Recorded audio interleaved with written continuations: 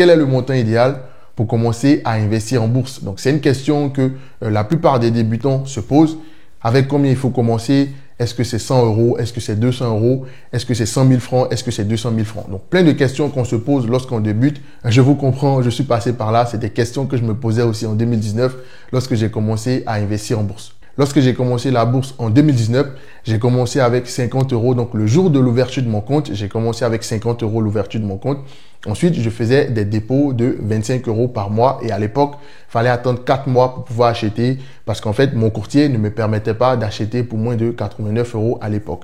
Pour ceux qui suivent cette chaîne depuis un moment, je vous ai présenté le portefeuille de l'un de mes abonnés qui a commencé à investir avec seulement 50 euros. Voilà, donc cet abonné-là investit 50 euros par mois. Aujourd'hui, je pense qu'il a environ 1500 euros dans son portefeuille avec un peu plus de 13% de plus-value. Commencez et puis vous allez voir que, en fonction de votre expérience, vous allez voir que vous allez vous-même commencer à augmenter le montant. En tout cas, la plupart des gens avec qui j'ai échangé, la plupart des gens que j'ai aidés à faire le premier pas en bourse, c'est des gens qui au début ont commencé avec un montant et 2 mois après, ils me disent, bah finalement, je pense que je vais augmenter de 50 euros. Après, ils vont augmenter de 100 euros. Je connais quelqu'un qui a commencé avec 50 euros qui aujourd'hui investit 200 euros par mois. Vous voyez, qui est prête. Cette personne, elle est prête aujourd'hui à se priver de certaines choses pour investir en bourse. Donc, commencez tout petit. Voilà, ne vous mettez pas la pression. Commencez avec ce que vous avez. Commencez avec le minimum possible. Et vous allez voir quand, par exemple, votre portefeuille va faire une performance de 10%, vous allez vous dire, bah attention. Donc, si j'avais investi 2 fois plus, j'aurais eu quoi? 20%.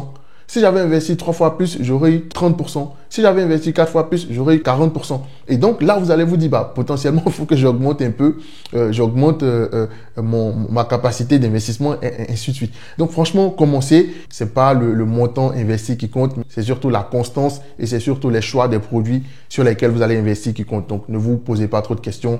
Si vous choisissez les bons produits, peu importe le montant que vous investissez, vous aurez des rendements. Donc, ne vous précipitez pas non plus. Ça sert à rien d'investir plus que votre capacité. Allez-y tout doucement. Faites ce que vous pouvez faire. Et puis, si vous avez la chance d'avoir peut-être des promotions au boulot ou d'avoir des activités qui vous rapportent plus, vous allez augmenter petit à petit votre capacité d'épargne. Voilà. Donc, moi qui vous parle aujourd'hui, je me répète, j'ai commencé avec 50 euros. Ne l'oubliez pas. Aujourd'hui, je peux investir un peu plus, mais j'ai commencé avec 50 euros quand j'ai ouvert mon compte. Donc, ne soyez pas frustrés de commencer avec même moins de 25 euros. Ne soyez pas frustrés. Voilà. C'est comme ça, c'est la vie. Petit à petit, chacun avance comme il peut. Voilà. Vous n'êtes pas en concurrence avec qui que ce soit, vous êtes en concurrence avec vous-même. Pour vous raconter une petite anecdote, je me souviens qu'à l'époque, quand j'ai commencé à comprendre la puissance de la bourse, quand j'ai commencé à comprendre que c'est vraiment réel la bourse qu'on peut gagner, je raisonnais désormais en nombre d'actions.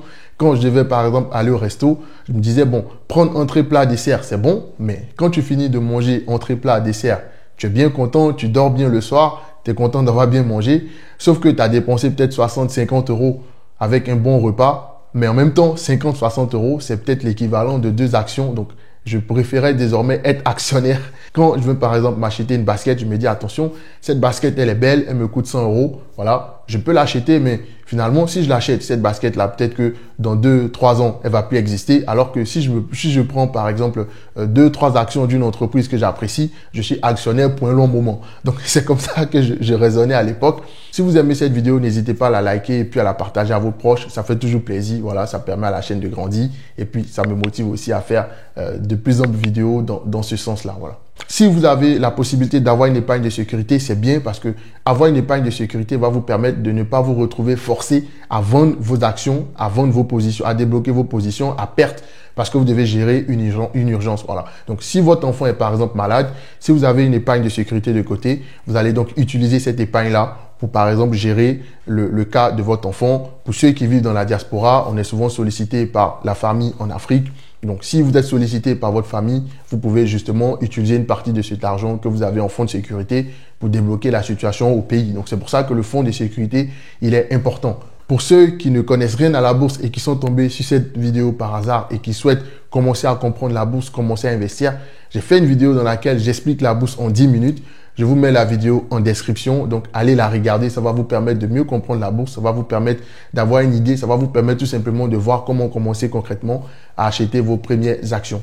Pour les personnes aussi qui comprennent un peu la bourse, qui ont envie de commencer à créer un compte bourse, qui ne savent pas quel type de compte bourse créer, j'ai fait aussi une vidéo dans laquelle je présente les différents types de comptes bourse qui existent. C'est très important de connaître ça parce que en fonction du compte bourse que vous allez choisir, ça va déterminer la fiscalité à laquelle vous allez être exposé, potentiellement quels sont les impôts que vous allez payer en fonction du compte que vous allez choisir. Donc, c'est quelque chose de très important. Je vous invite aussi à regarder cette vidéo-là pour justement savoir quel est le compte bourse qui correspond le mieux à votre profil. Sachez qu'il n'y a pas de montant idéal pour commencer à investir.